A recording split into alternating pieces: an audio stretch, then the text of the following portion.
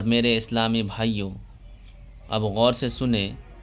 ہاشمیہ جو فرماتے ہیں وہ ہمارے سنی جماعت کے یہی بات ہے،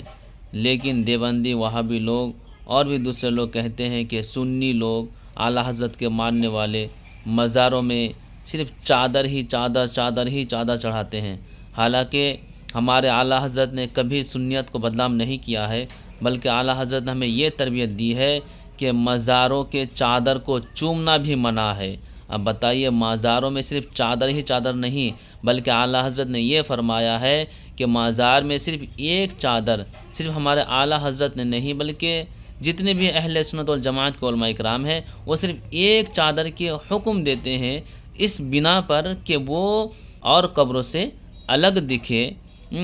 تاکہ وہ ممتاز پتہ چلے، تاکہ یہ ممتاز رہے، تاکہ یہ پتہ چلے کہ یہ جو قبر ہے یہ اللہ تعالیٰ کے ولیوں کے قبر ہے۔ اسی لیے ہمارے سنی نے صرف مزاروں میں صرف ایک چادر چڑھانے کا حکم دیا ہے، اور دوسرے چادر کا حکم اس وقت ہے جب تک کہ پہلی چادر پھٹ نہ جائے، سڑ نہ جائے، تب تک آپ کوئی دوسری چادر نہیں چڑھا سکتے۔ اور جو مزاروں میں چادر ہی چادر چڑھتے ہیں یہ لوگوں کی محبت ہے، اور جو مزار کے خادم لوگ ہیں ان کا دھندا ہے یہ، ٹھیک ہے۔ ہمارے سنی علماء تو انسانوں کو سیدھا راستہ دکھانے کے لیے ہر بات اپنی کتابوں میں لکھے ہیں، لیکن تم وہابی دیوبندیوں لوگ تم صرف سنیت کو بدنام کرتے ہو کہ اعلیٰ حضرت نے یہ کہا ہے، سنیت کے علماء نے یہ کہا ہے، لیکن میرے پیارے ہماری کتابوں کو جب آپ پڑھیں گے تو یہی ہے کہ مزاروں میں صرف ایک چادر چڑھا سکتے سے یہ پتہ چلے کہ یہ اللہ کے ولیوں کے قبر ہے، ٹھیک ہے۔ جس طرح سے ہمارے حضور سید ہاشمیہ علیہ رحمہ فرماتے ہیں، سنیے ان کی کلم میں کیا فرماتے ہیں۔ چادر پہ چادر، چادر پہ چادر، یہ کاروبار ہے۔ صرف سال میں ایک مزار کے لیے ایک ہی چادر چڑھتی ہے، وہ اگلے اس تک وہی رہتی ہے، ایسا نہیں کہ بار بار چادریں اس میں پیش کی جا رہی ہیں۔ مسئلہ یہی ہے جی، کیونکہ مزار پہ چادر چلانا مکروہ ہے، صرف ایک ہی اجازت ہے شناخت کے لیے، علامت کے لیے، ایک اجازت ہے۔ جیسے کہ کتابوں پہ غلاف چڑھانا منع ہے،